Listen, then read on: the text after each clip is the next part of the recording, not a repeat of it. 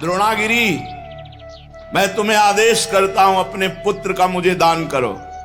द्रोणागिरी के पुत्र हैं गोवर्धन जी महाराज।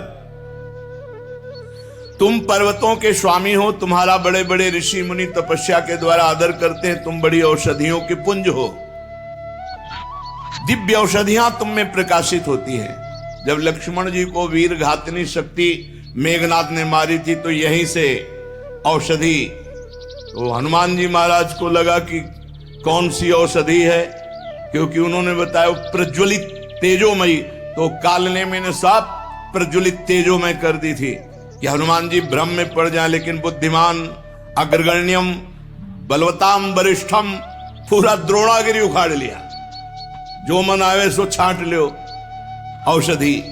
तुम औषधियों से संपन्न हो। मैं काशी में गिरिराज जी को विराजमान करूंगा, क्योंकि मैं काशी वास करने वाला हूं और मैं याचना ही नहीं कर रहा, आदेश दे रहा हूं। अगर ना तो साप, मेरा कोई प्रयोजन नहीं है, मैं तपस्या करूंगा गोवर्धन की शोभा देख करके, ऐसा मेरे मन में आया। भगवान विश्वेश्वर की महानगरी परम पवित्र मोक्ष प्रदायिनी काशी में जाकर गिरिराज गोवर्धन को विराजमान करेंगे। जहां पार्श्व में गंगा नदी बह रही, विश्वेश्वर विश्वनाथ भगवान विराजमान है, वहीं गोवर्धन को विराजमान करेंगे। आज तक ऐसा यश प्राप्त नहीं होगा जैसा गोवर्धन को यश प्राप्त होगा काशी में। मैं गोवर्धन के ऊपर ऐसी तपस्या करूंगा कि त्रिभुवन गोवर्धन की वंदना करेगा, और मेरी यह अभिलाषा तुम्हें पूर्ण करनी होगी। पुलस्त जी की बात सुनकर के सदैव प्रकट हुए द्रोणागिरी और रोने लगे। द्रोणागिरी ने कहा, पुत्र स्नेह विह्वल, मेरे आंसुओं को तुम देख रहे हो तो आप अपनी तपस्या की बात सोच रहे हो। जब से गोवर्धन जी आए तब से मैं महान आनंद से हूं, मेरा आनंद क्यों छीनोगे। पुलस्त जी ने कहा, आप शोक मत करो, आपका यश होगा।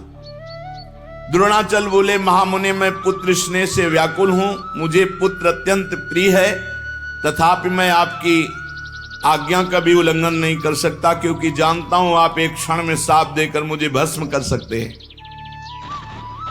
द्रोणागिरी गिरिराज जी को अपने अंक में भर के कहा, पुत्र,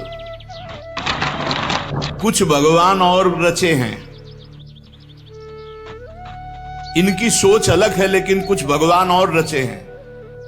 भगवान का संकेत मानकर मैं तुम्हें इनको दान करता हूं।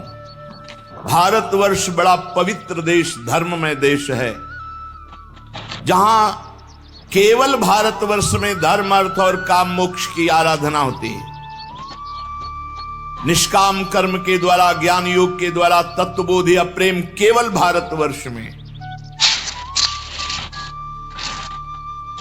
मैं तुम्हें प्रदान करता हूं पुलस्त ऋषि। गोवर्धन जी ने महान ऋषि पुलस्त जी से कहा, थोड़ा आप हमारा परिचय भी तो जान लें। 8 योजन लंबा, 8 चौको 32 कोश, 2 योजन ऊंचा, 8 कोश, 5 योजन चौड़ा, 20 कोश, 5 चौको 20। ऐसे थे गिरिराज जी जब यहां आए थे। साफ हो गया महाराज का आगे, तो रोज तिल तिल घट रहे हैं। ऐसी दशा में आप देख पाओगे कि मुझे ले जाकर काशी में विराजमान कर दो। पुलस्त जी ने कहा, बेटा, मैं पुलस्त हूं, अगर संकल्प करूं तो पूरे भूमंडल को उठा के चल सकता हूं। मेरे हाथ पर केवल तुम बैठ जाना, मैं काशी में ही छोड़ूंगा तुम्हें। गोवर्धन ने कहा, फिर एक बार क्या बोल गए आप, सोच लो। एक बार हाथ में आ गया, उतार दिया, तो फिर तुम्हारी सामर्थ्य नहीं होगी कि आप मुझे हिला भी सको। मेरी प्रतिज्ञा और आपकी प्रतिज्ञा एक।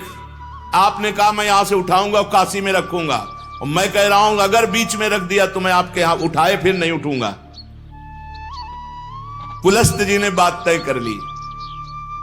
शाल्मली द्वीप से लेकर कितने बड़े महान तपस्वी भारतवर्ष के कौशल देश के रास्ते में लिए हुए गिरिराज जी को आ रहे हैं।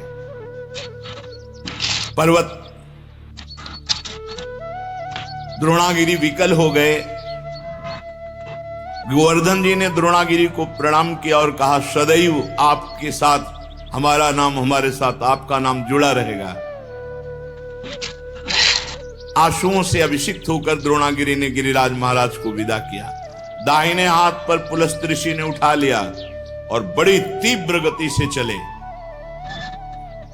गिरिराज महाराज शांत देखते रहे। जेव ही माथुर मंडल में आए, ब्रज 84 कोष में,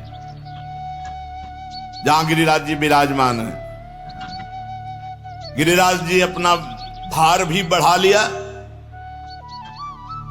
और विचार किया, ये मेरी लीला स्थली है मेरे प्रभु की, मैं यहां से एक कदम बाहर नहीं जाऊंगा। यहां भगवान श्री कृष्ण श्री किशोरी जी के साथ, ब्रजगोपियों के साथ, ग्वाल वालों के साथ यहां दिव्य लीला करेंगे, उसका मुझे आनंद मिलेगा। कैशोर लीला, बाल लीला, सब लीलाओं का आनंद मुझे मिलेगा। इतना ही नहीं, मेरे ऊपर दान लीला, मान लीला, ये सब प्रभु करेंगे। मैं एक कदम यहां से नहीं जाऊंगा ब्रजभूमि से। जहां किशोरी जी के साथ प्रभु अपने चरणों से विहरण करेंगे, वहां छोड़कर मैं अब कहां जाऊं। गिरिराज गोवर्धन इतने भारी पड़ गए कि मुनि का हाथ ऐसा लगा कि टूट जाएगा, और साथ में बड़ी जोर की लघुशंका लगी। गिरिराज महाराज की लीला, भार तो तप बल से रोक रहे थे, लेकिन लघुशंका तप बल से कहां तक रोके। वो बात थी कि अगर रख दिया तो भी तुम्हारी ताकत नहीं कि उठा सको। इतनी लघुशंका लगी कि वो बात भूल गए और भार से हाथ पीड़ित। तो गिरिराज महाराज जहां विराजमान है यहीं विराजमान किया, लघुशंका किया, आचमन किया, पवित्र हुए और गोवर्धन से गाओ, कर कमल में विराजमान हो। बोले, खत्म खेल। हमारी और आपकी प्रतिज्ञा थी कि आप रख दोगे, उठा नहीं पाओगे।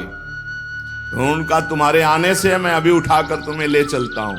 पुलस्त्य ऋषि ने अपना सारा तेज, तप, बल सब लगा दिया। गिरिराज महाराज टस से मस नहीं हुए। मुनि ने कहा दैन्यता पूर्वक, गिरिराज तुम मेरी शक्ति का उपहास मत करो। मुझे अभी क्रोध तुम पर नहीं आ रहा है। मैं बहुत प्यार से तुम्हें द्रोणागिरी से, सालमली द्वीप से लाया हूं काशी ले जाने के लिए। तुम मेरी भावना में बाधा मत पहुंचाओ। गिरिश्रेष्ठ चलो, भार अधिक मत बढ़ाओ। मैं जान गया हूं कि तुम रूठ रहे हो, लेकिन शीघ्र तुम्हारा सम्मान काशी में होगा।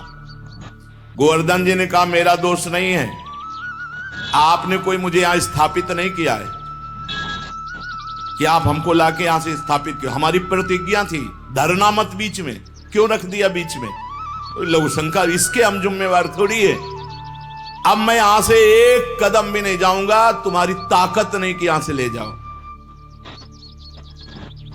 अब तो पुलस्त मुनि की सारी इंद्रियां क्रोध से व्याकुल हो गईं और ओंठ फड़कने लगे। उन्होंने कहा, तुम हमारा सारा उद्यम व्यर्थ कर दिया है द्रोण पुत्र गोवर्धन। मैं तुम्हें शाप देता हूं कि आज के बाद तुम तिल तिल रोज घटोगे। गिरिराज महाराज पहले 8 योजन 32 को, अब 21 किलोमीटर की परिक्रमा रह गई है। कितने ऊंचे, 2 योजन 8 कोस ऊंचे, 5 योजन चौड़े, बहुत देखो तिल तिल रह गए। भजन कर लो, कलयुग और आगे बढ़ेगा, तब गंगा और गिरिराज अंतर ध्यान हो जाए। जब तक गंगा और गिरिराज हैं, कलयुग का तांडव नहीं हो सकता। पर रोज एक एक तिल गिरिराज जी क्षीण हो रहे हैं। शाप दे दिया, तिल तिल भर तुम रोज क्षीण हो गए। गिरे त्वाति धृष्टेन न कृतो में मनोरथा, तस्मात् तु तिल मात्रम ही नित्य।